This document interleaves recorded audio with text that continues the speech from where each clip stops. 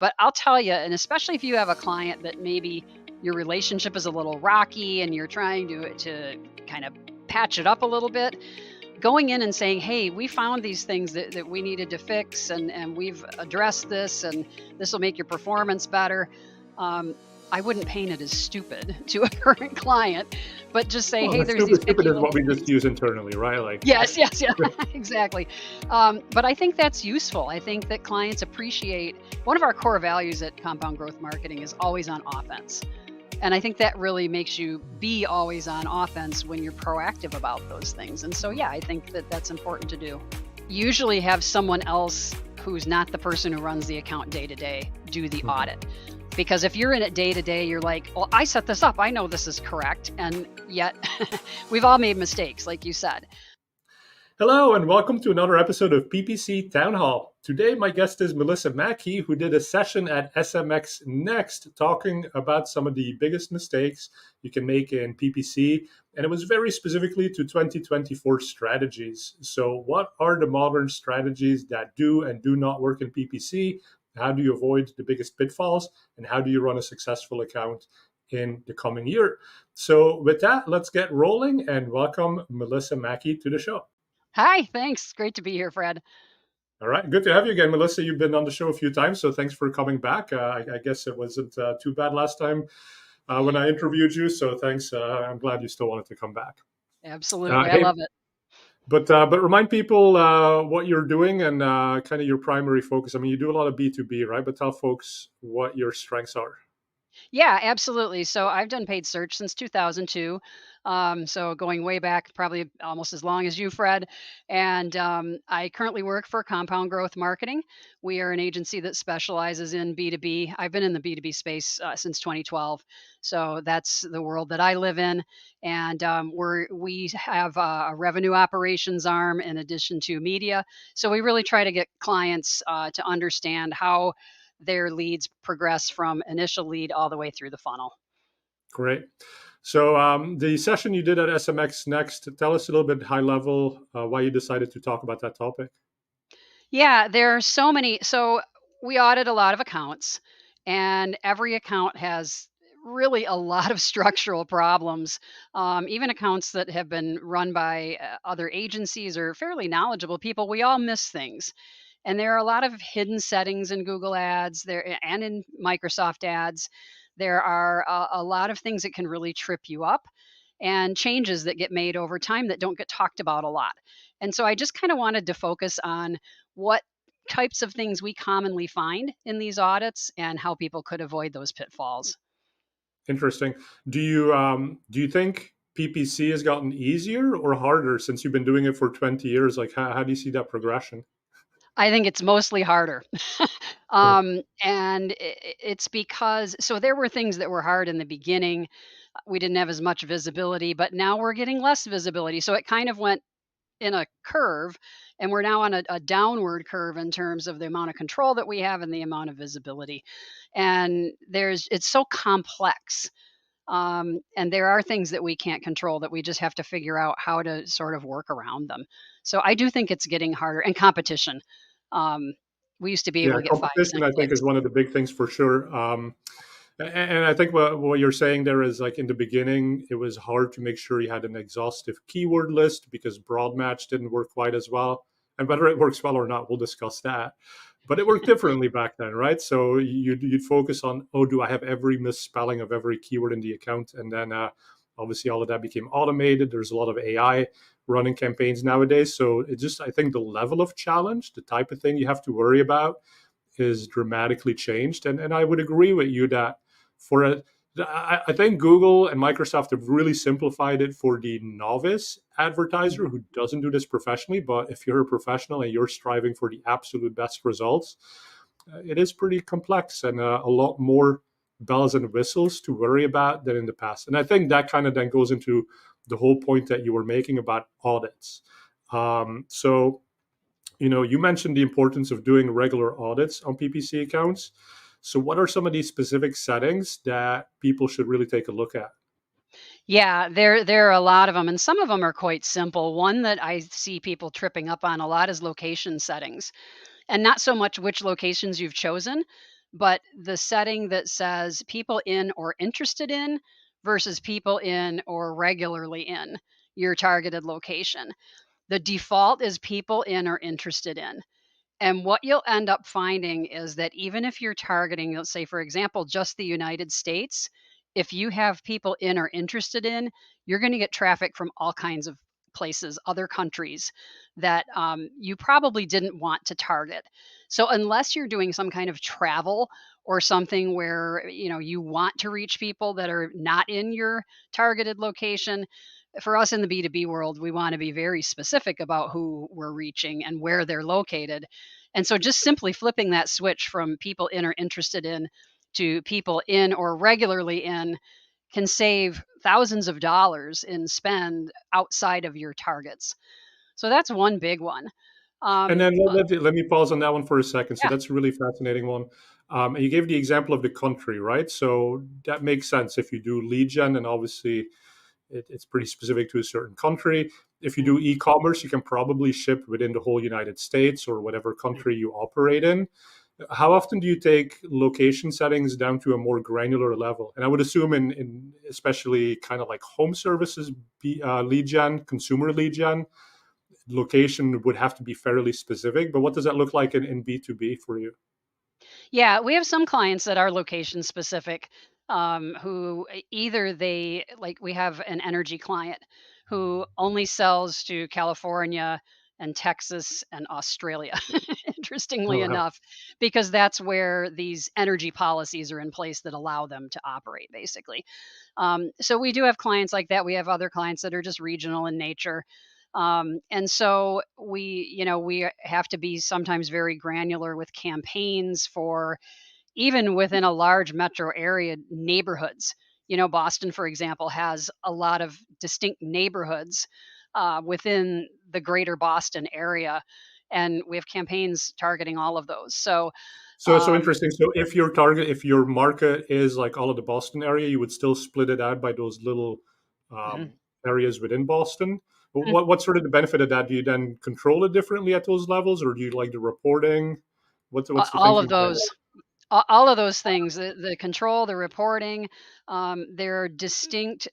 That might be a kind of unique market, but I think other large cities have that? different pockets or neighborhoods that have very unique feel to them, type of clientele, that kind of thing. And it's important to market to them specifically speaking their language. So yeah, it And so does get what very does that granular. then? So are you saying you have separate campaigns targeting each of these like different little pockets so you can have Like different little ad zip text codes. running? Yeah, yeah, Interesting. yeah. And how It's much work? complex. I mean, that sounds like a lot of work. How do you manage that? It is a lot of work. I have help. So, yeah, you put things in place, you put scripts in place and automated reporting and things that you can kind of cut down on the time and, And tools like uh, Optimizer. tools like Optimizer. Exactly. Yeah. All those Okay. things are really important. Yeah. Okay, great. So that's location. So you were going to go on to the next one. Yeah, I was gonna go on to the next one, which is, these hidden auto apply settings and automated extensions. This is another one. We found this in one of our accounts today that we thought we'd turned them off and we hadn't. And Google keeps adding new automated extensions Mhm. and they turn them on by default. And if you're e-commerce, it's probably hard to create site links for every single product that you have, and that may make sense to use these automated extensions.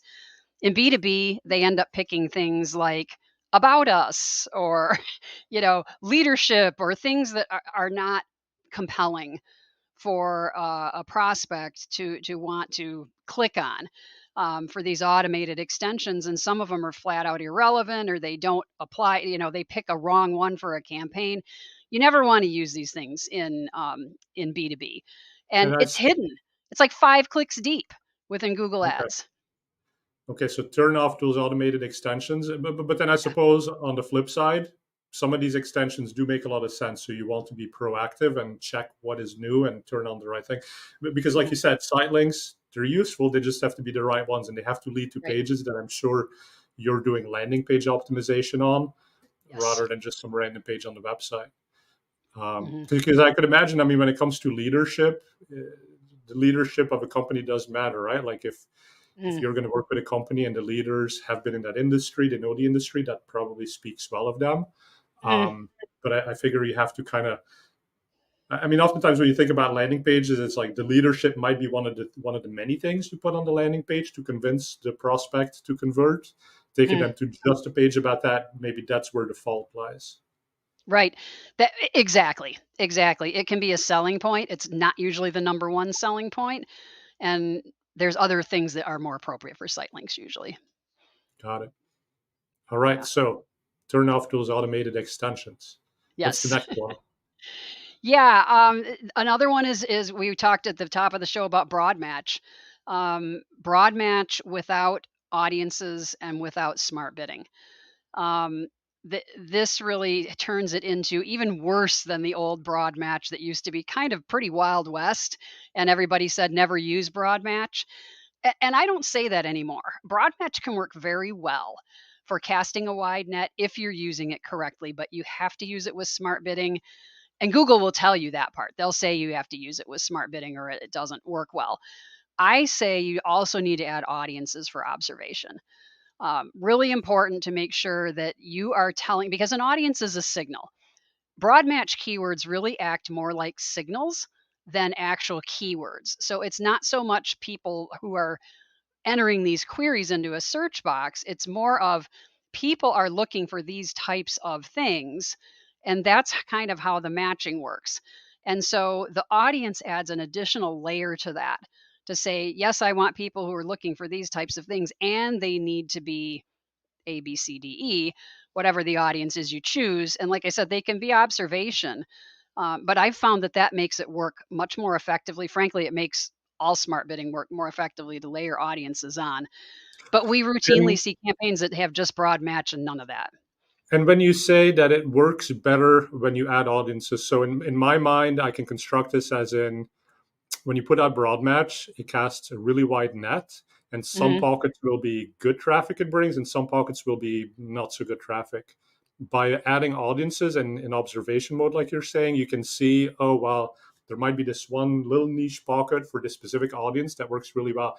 Is that kind of the point, or is it just the plain fact of adding audiences and doing nothing proactively with that audience data that just makes it work better? So both. So I think at the beginning when you first launch broad match, it helps to layer that signal on. And then it also helps when you're doing optimization down the road to see, okay, this audience, even though it really is a good target for us, isn't working, or vice versa. And so, what?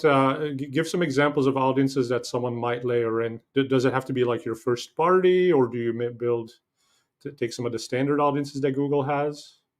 Both. If you have first party audiences, definitely use them. And you can use them as exclusions or inclusions. So, if you have an audience of your customers, you can layer that on for observation and that tell, hey, these are the types of people we want to reach. If you have people who have not been good leads, hang on to that and use that as an exclusion list, for example, for first party. But we also use the in market audiences quite a lot. There's some that are for company size. There's some that are a lot of tech. We have a lot of tech clients, and there's a lot of tech audiences for cloud power users and business computing and network security and things like that. That they've gotten much more robust over the last few years with these kind of more B2B focused audiences. It's still lacking. It's not as good as like a LinkedIn or something like that, but it's getting there. And so we use those all the time. And then some things that will surprise you. You'll find things like, frequent travelers. And a lot of times, frequent travelers are business owners, Hmm. and you may not think of that. And actually, if you go to the insights section in Google Ads, they surface a lot of this for you. They say this audience indexes at 7x the average for your account. And then you can layer those on and test them. And a lot of times those work well, and they're not things that you would think of initially. Very cool. All right, so audiences, add them in. Yeah. What's Yeah. next? Yeah. Oh my gosh, let's see. What else did we have? I want to talk a little bit about Bing, Microsoft Ads, because they have a lot of settings that Google doesn't have, and they have a lot of settings at the ad group level that in Google are at the campaign level. I recommend when you're looking at your Bing accounts or if you're setting something up in Bing to actually go through all of those ad group settings in detail and check those because you will find things in there like day parting. You'll find things like targeting. And some of this is in Google Ads, but I think people just, they never turn it on.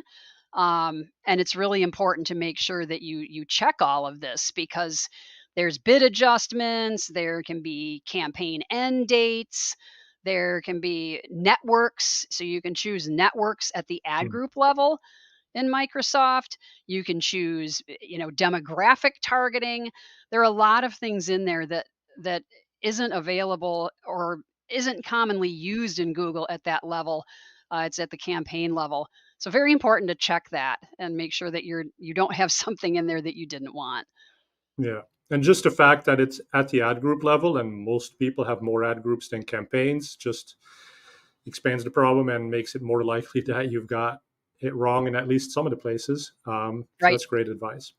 Yeah. Now, as far as auditing, like a lot of people probably often think of audits as something you do when you're trying to win business from somebody else. But how frequently do you think people should audit? Should you be doing that even after you already have the client? And I guess even the best agency makes mistakes, right? So you probably should. But what's the cadence that you think about for this? Yeah, absolutely. We try to do them quarterly on our existing accounts and usually have someone else who's not the person who runs the account day to day do the Hmm. audit. Because if you're in it day to day, you're like, well, I set this up. I know this is correct. And yet we've all made mistakes, like you said. A lot of times mistakes happen when you copy a campaign and then you say, oh, I want to use all these campaign settings. And so I'm going to just copy this campaign or copy the shell of the campaign and then put all my new stuff in there, but you forgot one setting or you forgot one thing that you needed to change.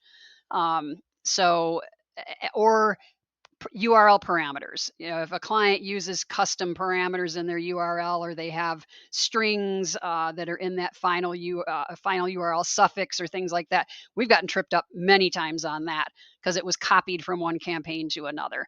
So Hmm. anyway, we try to do audits quarterly and just go through and we have actually a document, a QA document that we go through and check all of those things to make sure that something isn't where it doesn't belong. Yeah, and so I mean, obviously that helps the client because it prevents mistakes from lingering, but it also sounds like a great defensive mechanism because you know your clients are talking to others and being pitched by other agencies and Right. consultants, and they're using audits to make you look bad, right? Exactly. And by having someone internally do this, that account manager has to defend their work and be ready to explain why things were done a certain way, which will help in the case of a competitor coming to try to poach that business. Yep.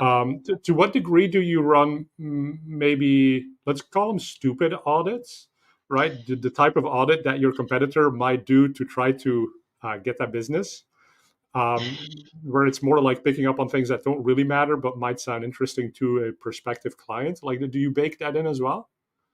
We stupid audits. That's funny. We typically do those for new business, but I like to do it on existing clients too because there are these hidden things that might look dumb, but I'll tell you, and especially if you have a client that maybe your relationship is a little rocky and you're trying to kind of patch it up a little bit, going in and saying, "Hey, we found these things that we needed to fix, and we've addressed this, and this will make your performance better." Um, I wouldn't paint it as stupid to a current client, but just say, Well, "Hey, that's there's these stupid picky is what little we just things." use internally, right? Like, Yes, yes, yeah, exactly. But I think that's useful. I think that clients appreciate one of our core values at Compound Growth Marketing is always on offense. And I think that really makes you be always on offense when you're proactive about those things. And so, mhm. yeah, I think that that's important to do. Great. Now, obviously, I mean, you do these audits once a quarter, but stuff goes wrong in between. do you have any defensive mechanisms? So I know you as an agency play offense, but do you have any defensive mechanisms to find out about those stupid mistakes? Again, there's the word stupid, right? But people do make silly mistakes when they copy, like you said, ad groups, and they forget about some of the URL settings, for example. Do you have a way to find out sooner than that quarterly audit? Yeah, there are several things that you can do. I mean, one obviously would be to use a tool like Optimizer and have alerts built in. And I know you have a lot of those settings where things can surface to you right away. And I strongly recommend using tools like that. It really will far make up for whatever the nominal price that you charge for it in catching errors and surfacing things. You can also use scripts, um, and frankly, just a good thorough QA process to make sure that things haven't gotten messed up. Again, when we launch something new, we have always two sets of eyes on it to make sure that it's got done. But then performance can go wonky too. Or I had the example of how expanded audiences got randomly turned on for one of our campaigns. And um, that was something that if we weren't checking and watching performance and see a campaign that had fairly low impressions and clicks suddenly go through the roof and was hitting its budget every day, um, that was a red flag and a problem. So you And got to be let's watching pause your on that for account. a second, because that expanded. When you said that got randomly turned on, like this was not an account manager on the team who mistakenly randomly turned it on. This was Google who took It was your Google. setting and actually didn't respect it, right? Mhm. Yep. So Yep. clearly, even the best possible account manager, you got everything right. Like Google's still gonna like sometimes not do what you wanted it to do. So that's Exactly. why these audits are and these checks are so important.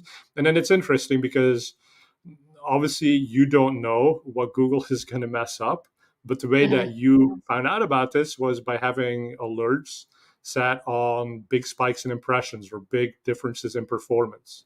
Hmm. Um, Hmm. and I think CPC is something that you advocate as still important, even in today's day and age of profit, ROAS, CPA. So talk a little bit about like where CPC fits into all of this. Yeah, CPC is definitely still important. And that is something that I talked about in the SMX presentation, where even if you're bidding on target ROAS, target CPA, um, these bid settings that Google doesn't even show you what your bid is when you're using those bid settings. It does show your actual CPC, but it doesn't show you what your bid is. And that can go wildly out of control. And we find a lot of accounts that are using maximize clicks, which is not a conversion based strategy, and they don't have a maximum cost per click set. So, and then they wonder why, how come we're paying $100 a click on this, campaign or whatever. Mhm. So that's really important to keep an eye on, and at a minimum, be monitoring it. And if you're using something that's not target ROAS, target CPA, make sure that you put those bid caps in. And you can even do that on a maximize conversions or target CPA strategy if you have portfolio bidding in place. So that's something that's smart to do. And there's some scripts that can alert you to this as well. Or again, tools like Optimizer will tell you, hey, if my cost per click is over $50, I want to get an alert on that. Because clients will freak out. They may tell you, oh, we just care about our CPA. We don't care what we pay for that click, but they really do care. And they're going to be Yeah. unhappy when they see those numbers. Exactly. I mean, clients are all over the map usually when it comes to setting goals and what they care about, and they may only Right. communicate to you partially. And maybe one of the simplest ways to think about this too is listen, if you do lead gen and you know that a lead is worth X amount of dollars, sure, automated bidding is great. Broad match plus automated bidding plus audience layering plus RSAs, right? Google can figure out how to get you to the target CPA you need to be at. But if you know a lead is not worth more than X dollars, and that should absolutely be your bid cap, right? It makes no Mm. sense to get that extra lead if it's too expensive. Yep. If it's Yep. more expensive than what it's worth to your business. Exactly. Um, but that kind of then goes into conversions, right? So talk a little bit about what should be a conversion. Like, are people by and large measuring conversions correctly, or is that still a big opportunity you often find? It's a huge opportunity. So we find flat out errors in conversion tracking. We find accounts that aren't tracking conversions and spending pretty significant sums of money sometimes. It's just shocking to me.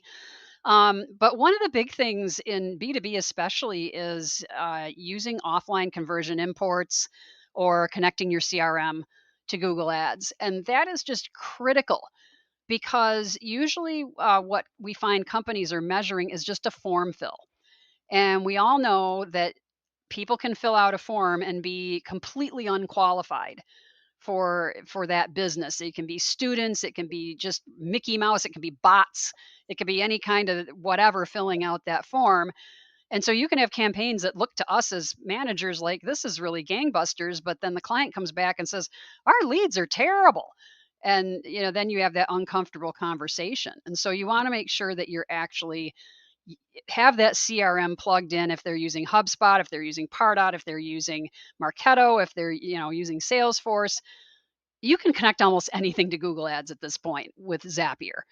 So make sure you do that. It's a big pain point still, even though I think Google has made it pretty easy, but it's just a lack of knowledge on the part of clients that A, this is possible, and B, how to do it.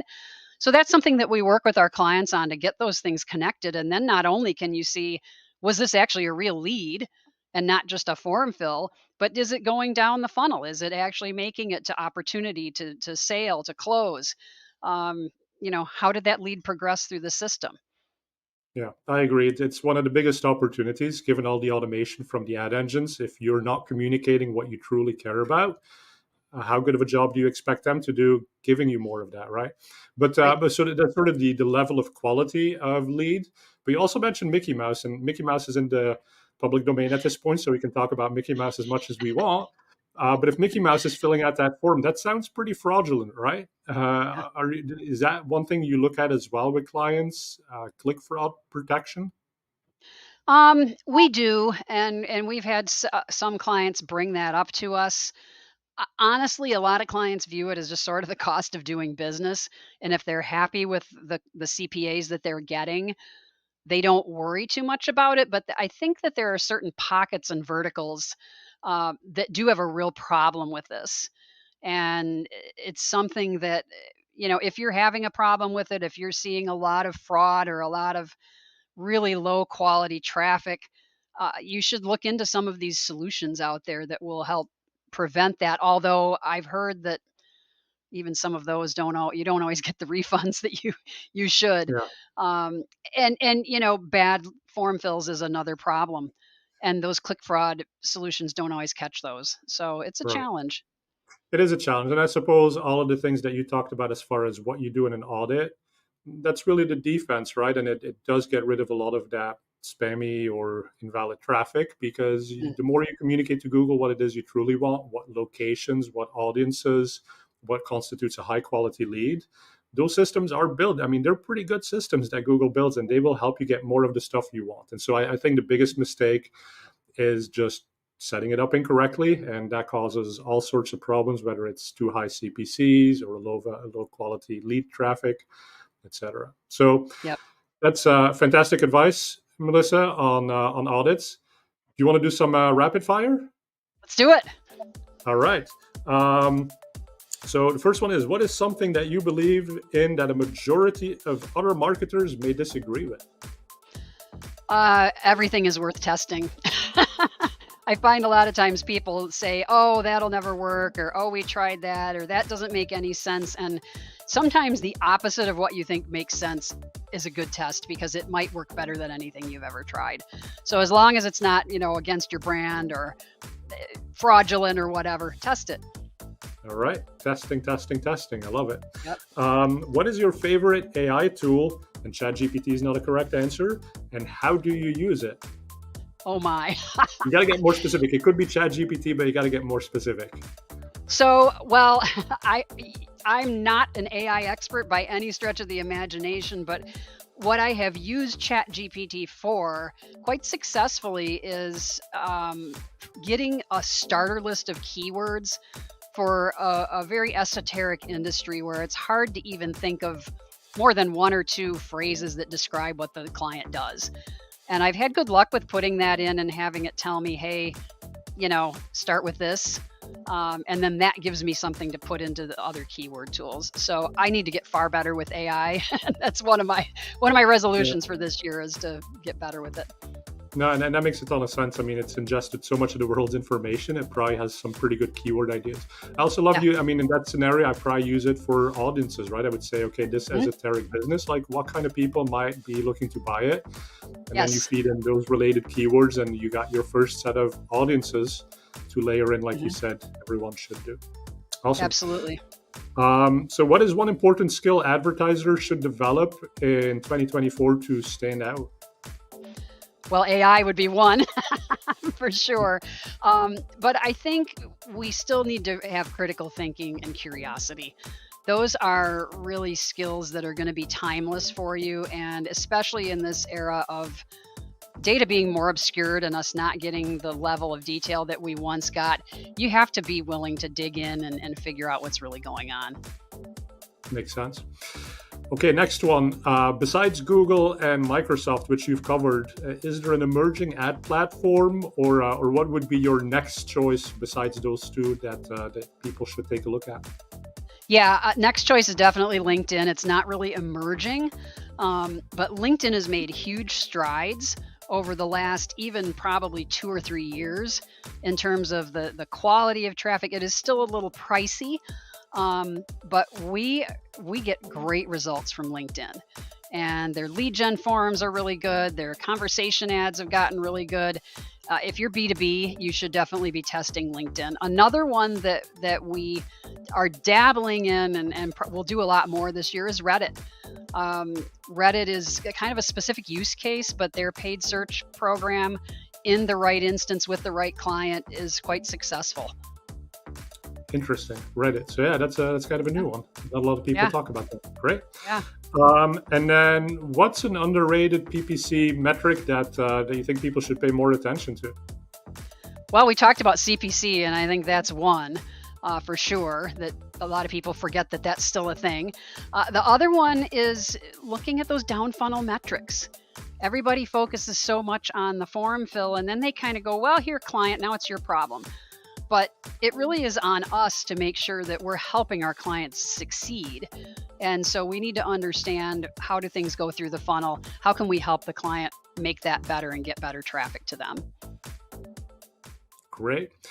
Okay, Melissa, thank you so much for opening up and sharing all this great insight with our audience. So, if you've enjoyed this, which I certainly have, please hit the subscribe button at the bottom there, and we will let you know the next episode when that comes out.